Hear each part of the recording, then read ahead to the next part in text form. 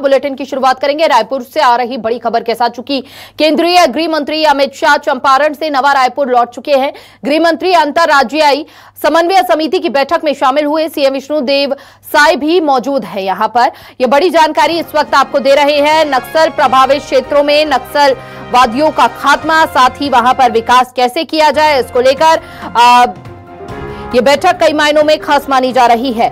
नक्सल प्रभावित राज्यों का विकास किस तरीके से हो और उन्हें भारत सरकार की योजनाओं से कैसे जोड़ा जाएगा, इस पर भी चर्चा होगी। तीनों राज्यों के आला अधिकारी अपना प्रेजेंटेशन इस महत्वपूर्ण बैठक में देते नजर आएंगे अब से कुछ ही देर में। साथ ही गृह मंत्री अमित शाह सुबह 10:30 बजे महाप्रभु वल्लभाचार्य आश्रम चंपारण पहुंचे। वहां पर उन्होंने दर्शन पूजन किए और उसके बाद अब वापस रायपुर लौट चुके हैं अपने निजी होटल से। इंटरस्टेट को कोऑर्डिनेशन कमेटी की बैठक की शुरुआत यहां पर होती हुई नजर आ रही है। गृह मंत्री अमित शाह यहां पर पहुंच चुके, तमाम आला अधिकारी यहां पर पहुंचे हुए हैं, जिसमें छत्तीसगढ़ और उससे जुड़े 7 राज्यों के मुख्य सचिव और डीजीपी से चर्चा की शुरुआत अब से कुछ ही देर में हो जाएगी, कुछ ही मिनटों बाद हो जाएगी।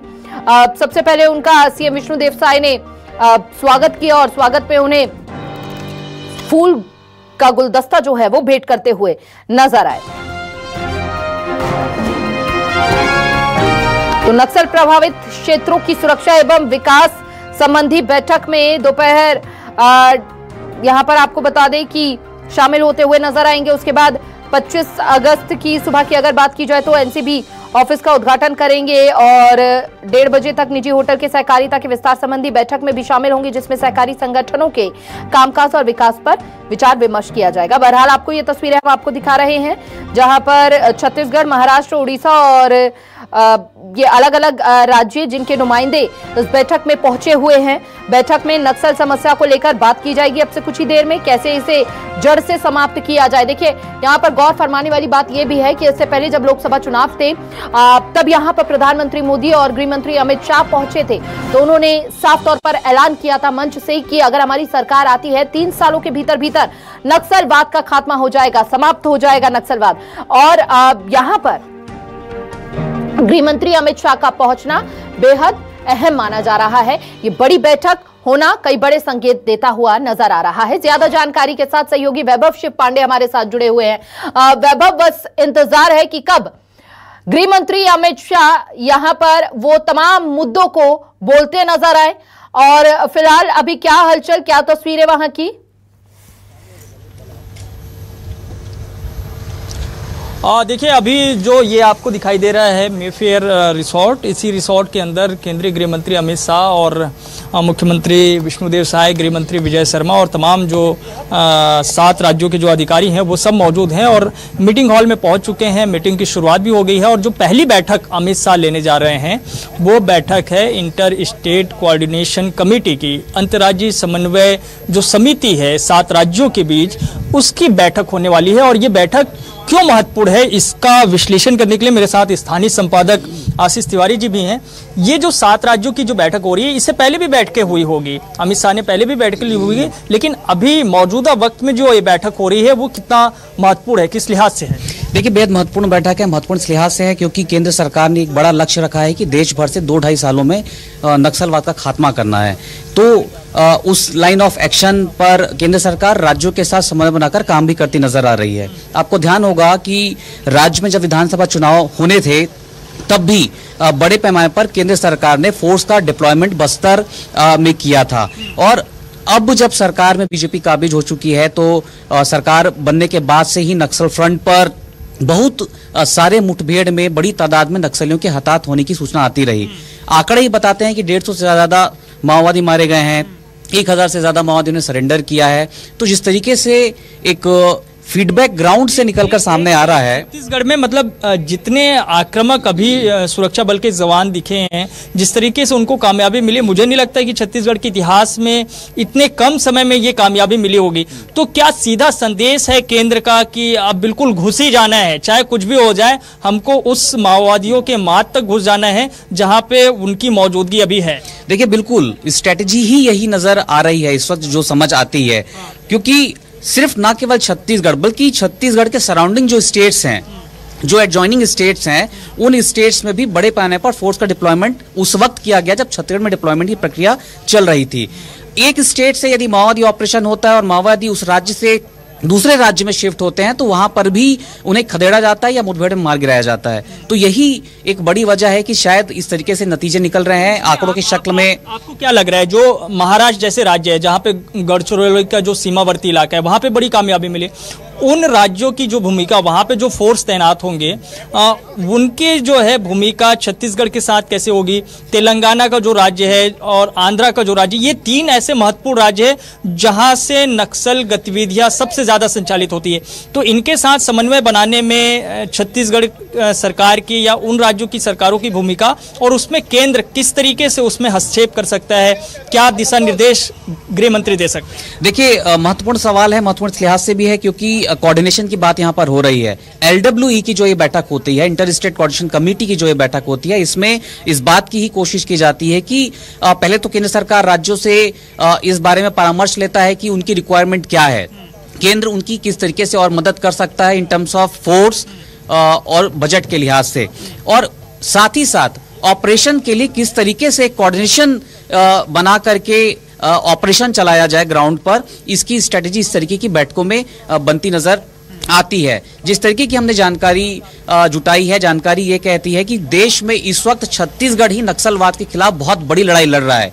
छत्तीसगढ़ में 15 से ज्यादा ऐसे जिले हैं जो वामपंथ उग्रवाद वाले जिले कहे जाते हैं। इसके बरस के यदि आप आंध्र प्रदेश को देखिए, महाराष्ट्र को देखिए, उड़ीसा को देखिए या झारखंड को भी देख लीजिए, उन राज्यों में नक्सल समस्या अब सिमटती जा रही है और छत्तीसगढ़ उसका एक बड़ा केंद्र बनता चला गया पिछले कुछ सालों में।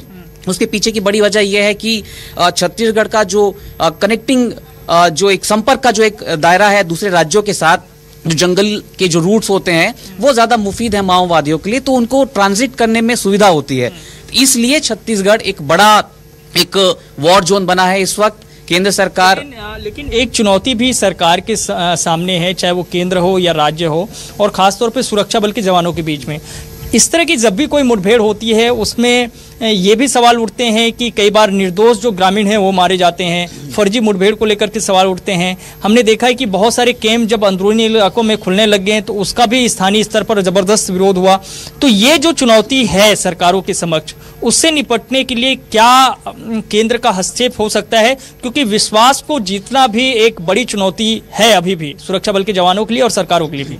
देखिए, दो तरीके से लड़ाई इस वक्त राज्य सरकार लड़ती नजर आ रही है माओवादियों के खिलाफ। आपको ध्यान होगा जो डिप्टी चीफ मिनिस्टर हैं विजय शर्मा, गृह मंत्री भी हैं, उनका एक बयान बार बार हम सुनते हैं जब भी माओवादियों के संदर्भ में बात होती है कि सरकार किसी भी माध्यम से बात करने को तैयार है। ये एक साइकोलॉजिकल टैक्टिक का भी रास्ता कहा जाता है कि सरकार कहती है कि माओवादियों से बात करके शांति की बात की जाए, सुलह की जाए, इसे एक रास्ते खोज लिए जाएं। दूसरी तरफ उस वक्त ही सरकार नक्सलियों के खिलाफ एक बड़ा ऑपरेशन भी करती है जिसमें रिजल्ट भी सरकार को मिल रहा है इस वक्त। तो दो तरीके की बात है, एक साइकोलॉजिकल वॉर और एक जमीन पर वॉर। दोनों लड़ाई इस वक्त राज्य सरकार केंद्र के सपोर्ट से लड़ती हुई दिखाई पड़ रही है। लेकिन सबसे बड़ा सवाल यह है कि पहले यदि फर्जी मुठभेड़ की खबरें निकल कर आती थी तब न केवल देश में बल्कि दुनिया भर में जो ह्यूमन राइट जो एक्टिविस्ट हैं वो एक बड़ा माहौल बनाते थे, जमीन पर आते थे, अपनी बातों को उठाते थे, कोर्ट कचहरी तक चीजें जाती थी। लेकिन लगता नहीं कि अब बहुत ज्यादा तरजीह देने के मूड में ना राज्य है ना केंद्र है, और शायद यही है कि एक तरफा एक एजेंडे पर सभी वामपंथी जो उग्रवाद वाले जो राज्य हैं वो एक मोटो के साथ फ्रंट पर आए, एक बड़ी लड़ाई लड़ें और देश से नक्सलवाद का खात्मा करें। लगता है यही एक बड़ी स्ट्रेटेजी को लेकर केंद्र और राज्य सरकारें काम कर रही हैं और यही एक बड़ा एजेंडा भी इस वक्त दिखाई पड़ रहा है। अच्छा, चूंकि सीमावर्ती इलाकों के राज्यों की जो है बैठक हो रही है, तो क्या इन बैठकों में उन विषयों पर भी बातचीत होगी? जैसे एक नशा का भी बड़ा कॉरिडोर जो है छत्तीसगढ़ के रास्ते से है, छत्तीसगढ़ से जो है गांजा की तस्करी होना, चरस की तस्करी होना, अफीम की तस्करी होना, मानव तस्करी भी एक जो है बड़ी समस्या है। क्या इन विषयों पर भी बातचीत हो रही होगी? क्योंकि इस पर भी तो केंद्र का बड़ा हस्तक्षेप है और केंद्र का सीधा डायरेक्शन भी है इसे लेकर, और छत्तीसगढ़ में चूंकि एनसीआरबी का एक ऑफिस का भी जो है उद्घाटन अमित शाह को करना है, तो जाहिर है इन विषयों को लेकर इसमें बातचीत हो रही होगी या होगी। देखिए, महत्वपूर्ण यह है कि नक्सलियों को जिस तरीके से एक रसद पहुंचती है, नक्सली जिस तरीके से बस्तर या दीगर जो अन्य राज्यों के जो अंदरूनी इलाके हैं वहां से लेवी की वसूली करते हैं, तो नक्सलियों का ये जो सोर्स ऑफ इनकम है उसे किस तरीके से क्रैक किया जाए, ब्रेक किया जाए, ये एक बड़ा एजेंडा होगा और इस पर चर्चा तो स्वाभाविक तौर पर होगी ही। लेकिन साथ ही साथ जो एनसीबी का आपने जिक्र किया, नारकोटिक्स कंट्रोल ब्यूरो का ऑफिस छत्तीसगढ़ में खुल रहा है, अमित शाह उसका उद्घाटन भी अपने इस दौरे के दौरान करते नजर आएंगे, तो एक सेपरेट एक इशू है। इसको लेकर एक अलग से अमित शाह ने रिव्यू मीटिंग रखी है राज्य के अधिकारियों के साथ, जिसमें केंद्र के नारकोटिक्स ब्यूरो के भी अफसर होंगे, तो इस पर अलग से एक बातचीत का प्रोविजन अमित शाह के इस दौरे में किया गया है। लेकिन जो माओवादी प्रभावित इलाकों से जिस तरीके से जो गांजे की तस्करी होती है या दीगर नशीली जो चीजें हैं उसकी तस्करी होती है, तो जाहिर सी बात है कि इसमें भी एक बड़ा लेवी शायद माओवादियों तक पहुंचता होगा। और जब चर्चा चल रही है तो ये भी एक बड़े एजेंडे के तौर पर इसमें एक बातचीत का एक विषय बनता नजर आ सकता है। तो देखिए, बहुत बारीकी से आशीष तिवारी जी ने समझाने की कोशिश की कि इस मीटिंग के भीतर के एजेंडे क्या क्या हो सकते हैं और उस पर क्या बातचीत हो सकती है, उसका क्या परिणाम जो है आने वाले दिनों में निकल सकता है। लेकिन नक्सलवाद पर बहुत ज़्यादा फोकस है, लेकिन मुझे लगता है कि जब सीमावर्ती राज्यों से बातचीत हो रही है तो छत्तीसगढ़ से हमने देखा है कि बड़े पैमाने पर न सिर्फ नशे के सामानों की तस्करी हुई, बल्कि कई बार जो है एयरपोर्ट के रास्ते पर हमने देखा कि सोने की भी तस्करी हो रही, उसकी भी जो है छापेमार जो है कार्रवाई हुई तो उसमें पकड़ा गया है, वो भी चांदी की तस्करी भी पकड़ा गया है। तो ऐसे सामान जो कि इलीगल तरीके से छत्तीसगढ़ के रास्ते से जो है पहुंचाने की कोशिश हो रही है दूसरे राज्यों तक, उस पर भी लगाम लगाने की कोशिश हो रही है और उसको कैसे रोका जा सकता है, समन्वय और उसके क्या क्या सोर्सेस थे उस पर भी यहाँ पर क्या कदम उठाए जाएंगे, क्या रणनीति रहेगी, ये देखना बेहद महत्वपूर्ण होगा। फिलहाल आप इस पूरी बैठक पर अपनी नजर बनाए रखिएगा, आपसे अपडेट लेते रहेंगे। बहुत बहुत शुक्रिया आपका तमाम जानकारी साझा करने के लिए।